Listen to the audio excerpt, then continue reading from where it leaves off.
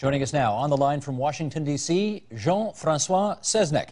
He is visiting professor at Georgetown University and a contributor to Foreign Policy magazine. And monsieur, enchanté de faire votre connaissance and welcome to our broadcast. Nice to meet you.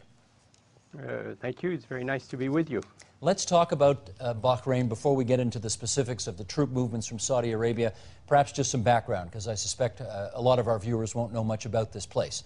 Tiny place, many of us haven't heard of it before this week. But tell us, what kind of a country is it?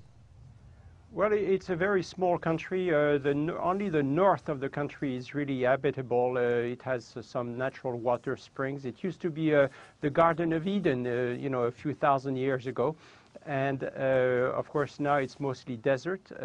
It's a country that has very little oil. It does produce about 35,000 barrels of its own oil and gets another 100,000 from Saudi Arabia. The royal family, which controls the island with an iron fist, really has been in power since 1760 about, and has really controlled the island as feudal lords ever since.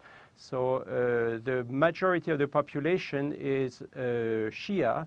They're Shia of the same forms of Shiism as the Iranians and the Iraqis, but of course they're Arabs, not Iranians. Mm-hmm. And they are, very much feeling discriminated by the Al-Khalifas and a lot of the Sunnis there. And what is it that they've been protesting, I gather, for about a month now, and what is it that they want? Well, basically, they have a laundry list of what they would like, but basically they would like to have equality of citizenship relative to all the other citizens. I mean, for example, the largest employer on the island is really the military and the security forces, but there's not a single Shia in those forces. The military is actually Bahraini Sunni, and the police forces, which are just as big, are entirely composed or mostly composed of mercenaries from Pakistan and from Yemen and Syria. And how has the royal family responded to all of those demands? Well, the royal family is actually quite divided because you have some progressive members in the royal family, basically represented by the crown prince, who is in the late 30s, who is American educated and who has a lot of ideas and would like to include every citizen in the country for the development of Bahrain. He is, I think, in my view anyway, quite open to the whole concept of having a constitutional monarchy, with the royal family still having some power but very limited power, and a parliament freely elected, and therefore a prime minister that would come from there. And that's not at all what they have now, of course. On the other side, you have very conservative Sunni elements, which are really led by the prime minister, who's quite old, extremely wily, and extremely rich. He has made a lot of money controlling the economy of the country for 40 years now. Let's talk about the military, because we discovered how important the loyalty of the military was in Tunisia and Egypt. Where do we suppose their loyalties lie in Bahrain? Well, definitely the military is controlled by the Sunnis and controlled by the Al-Khalifas. The commander-in-chief of the military is the crown prince. The commander-in-chief of all the police and secret services and so on is the prime minister.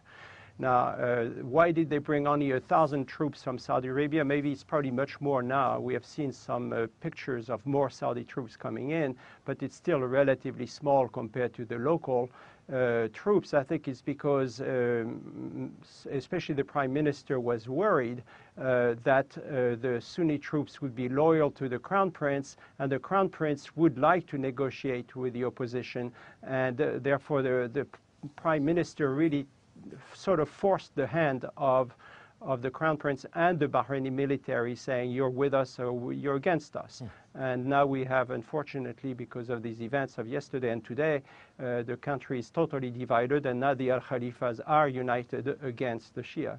Well, there is some suspicion, I guess, and you can tell me whether you believe this, that with the world very much focused on Japan and Libya because of the unfolding tragedies in those places, that the Saudis decided to, to get cute here, for lack of a better expression, and therefore a couple of days ago sent a couple of 1,000 at first troops, along with the United Arab Emirates, across the King Fahd Causeway, and they entered Bahrain. And Toby Jones, who's at Rutgers University, put it this way. He said, Saudi Arabia did not build a causeway to Bahrain just so Saudis could party on weekends. It was designed for moments like this, for keeping Bahrain under control. Now, what does under control mean, Jean-Francois? Well, it means, I think the Saudis are very worried that the Bahrainis could have a constitutional monarchy. Because the Saudis are afraid of two things. One, they're afraid that with a constitutional monarchy and the rule of the majority, you'd have the Shia really in power, even though you'd have a figurehead king. Now, they're worried about that in many ways because they're afraid that the Iranians would take advantage of the situation and become extremely influential on the island through the government. I think there is another fear actually in Saudi Arabia, which I think Toby does not talk about that much, but I think the Saudis would be quite worried to have a constitutional monarchy in Bahrain because the Saudis would like to establish something similar. I mean, the Saudi royal family is relatively small for the 25 million Saudis. And many, many Saudis would like to have the royal family in Saudi Arabia surrender some of its power to much more democratic systems. And having the neighbors be happy, if you like, with a proper constitutional monarchy would put an enormous amount of pressure on the Al Saud family. And I think that's exactly what we're having here, is the combination of these two factors means that the Saudis felt very happy to go in at the request of the conservatives in Bahrain. I guess I should ask you, Jean-Francois, what is your personal view of the advisability of the Saudis sending those troops in? Well, I mean, and I'm on the record, actually, stating that I think it's worse than a crime. It's a mistake in many ways. I believe the Saudis, by doing this, prove two things. One is they really make the Shia opposition united, and they force the Shia, especially after killing so many people today, the Shia will view Iran as their only savior in the long run, and that gives an opening to Iran to start getting very much involved in the kingdom, really. Do you think the Iranians were there already? No, I don't think so. I honestly don't think so. I think and I've lived many years in Bahrain, and there's a fair amount of tension between the Iranian Shia and the Arab Shia. And there's no lost love between Iranians and Persians, whether they're Shia or Sunnis. And yeah, I mean, that for sure there has been some influence of Iran. There's no doubt about that. But by and large, the Bahraini Shia view themselves as Bahrainis, not Iranians. And now all of a sudden, Iran has an opening, you know. Let me, since you're in Washington, ask you about the American angle in this story, and that is, of course, this past weekend, the Defense Secretary Robert Gates visited Bahrain, and he had a meeting with members of the royal family in which he said, we don't want baby steps, we want real reforms. And then the next day, Saudi Arabia sends troops in. So why did the Saudis act so quickly on the heels of that American visit? I think honestly, the Saudis really wanted to pass a message to Washington that Saudi Arabia and Bahrain, but mostly Saudi Arabia, is in charge in the region, and the American administration can mealy-mouth all they want about democracy and so on. The fact is that the Saudis are in charge, and they just wanted to make that point. And they view that they're the only ones who know how to act in the context of the Gulf. They're the only ones who can tell the population what to do and how to do it, and they view very poorly Secretary Gates visiting the Crown Prince and the King of Bahrain, but not the Prime Minister, and then basically pushing for a constitutional monarchy. That really got their goat, and I think the Prime Minister of Bahrain really took advantage of that situation, of this annoyance, to invite the Saudis in, and they did it with pleasure, in great part to make a point to the United States. Well, the Americans and the Saudi royal family have had mostly, I think, good relations since going back to FDR, of course, all about oil. And I wonder whether you could characterize what you believe to be the state of that relationship now, in light of what you've just told us. Well, it's not always been perfect. I think one must remember that the king in particular of Saudi Arabia is extremely opposed to American policy in Palestine. and has really put a lot of pressure on the U.S. to change its policies relative to Israel, and has failed systematically. There was also a lot of tension after the